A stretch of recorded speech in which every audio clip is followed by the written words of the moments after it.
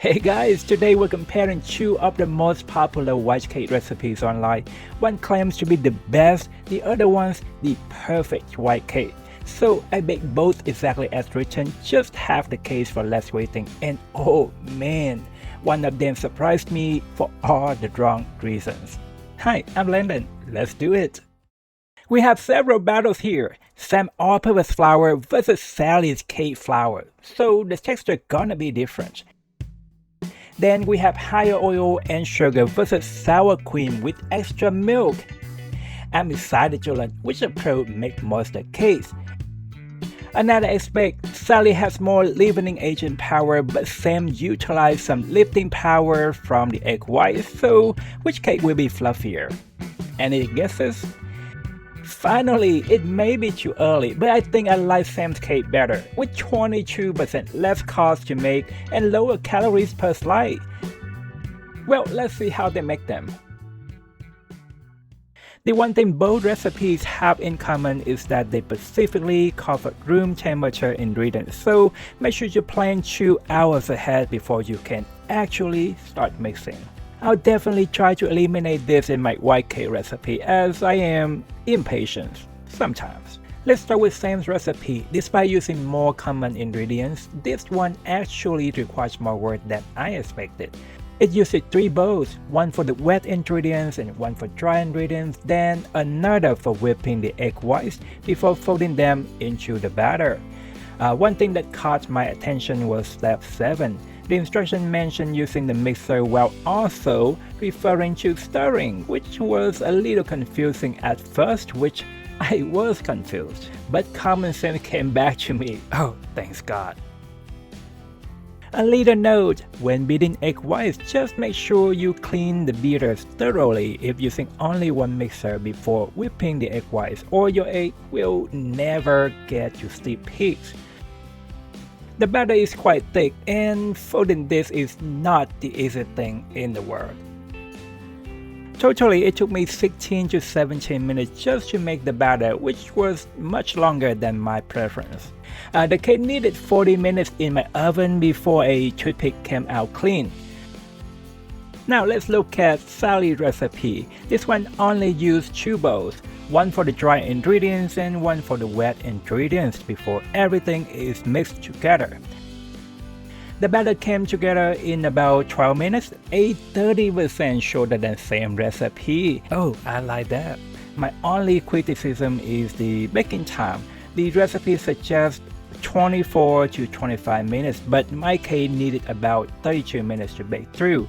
And now both recipes are using simple, similar American frosting, so not much to talk about here.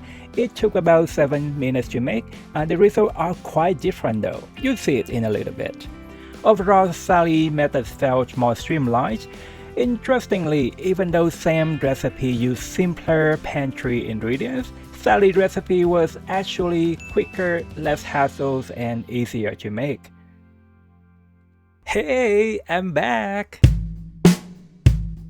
Alright, Sam's frosting seems a little too thick and slightly yellower. I think that is due to her recipe using less white ingredients like powdered sugar and heavy cream. Let's cut off the drones, and what's going on here? While Sally's cake looks great, there's a little uneven baking dance center here with Sam's cake.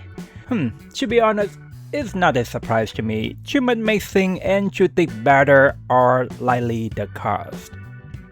Test! As you can clearly see, Sally's cake is much softer to light pressing compared to Sam's in both before and after cutting. The frosting of Sally is also smooth and easy to put on. I don't have the same experience with Sam's frosting though. It's thick, not easy to spread. If you make Sam's frosting, definitely want to add some more milk or heavy cream to thin it out. Sally's cake layers are just as tall as Sam's cake while actually having less flour in a bigger pan. That means Sally's cake is fluffier. We now know leavening agent overpower with egg whites. Sally cake simply looks a little better overall with a more uniform crumb and a better polished appearance, so her cake wins this physical examination. Moving on, let's taste them. This is where the biggest difference appears. Sam cake was noticeably denser and tougher. Several factors contributed to this: more gluten from all-purpose flour, and a lot of mixing opportunities. The result, a cake that felt a lot heavier than what I expected from a white cake. Now compare that to Sally's, the cake flour immediately produced a finer crumb. The texture was softer, lighter, and much closer to what I expect from a quality bakery white cake. Combined with a more balanced lifting power, Sally cake's texture hands down the better one.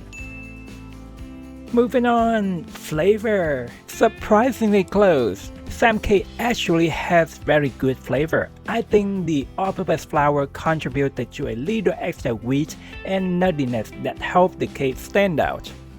On the other hand, Sally bleached cake flour although flat on flavor, but the sour cream and full butter content created a complex flavor profile. Honestly, I think this one comes down to personal preference. One is more natural, one is more engineered. Neither one was a clear winner nor close to perfection. What I would do for my version, a little more vanilla and a tiny amount of almond extract. That bakery trick works wonderfully. Each recipe has different strategy. Sam with higher fat and sugar, replacing half the butter with full fat oil. Sally relies more heavily on milk and sour cream. Analytically, I think they're actually very close. But from real eating perspective, Sally cakes feel moister because the softer texture gives a better perceivable moistness. Perception matters, right? Although taking the edge on moistness, you'll see soon what Sally's cake looks like the next day. Last but not least, this category compares what I achieved versus what the creators promised. Aside from what's shown on the screen, Sally cake looks quite similar to the cake shown in her recipe. The texture and appearance match her description very closely. Unfortunately, I can't say the same for Sam's cake, although looks similar to her cake itself, but for all the wrong reasons. The texture I achieved did not match what I expected based on the recipe's description. And the winner is... Congratulations, Sally! Your white cake, your recipe is fantastic. So, who's lying? Nobody actually. There are some pros in each recipe, so I can absolutely see why some bakers find the recipe are the best or perfect. But if you're going to bake one today, I would recommend Sally's recipe 100%. And after testing both cakes, I already have some ideas for an easier version that might be even better. So stay tuned for that. Oh, and this is what Sally cakes look like the next day. It's slightly deflated and dry out, which is common when using cake flour. Now, if you enjoyed this baking battle or learned something today, don't forget to like, comment, and subscribe. Thanks so much, friends, and I'll see you next time. Bye bye.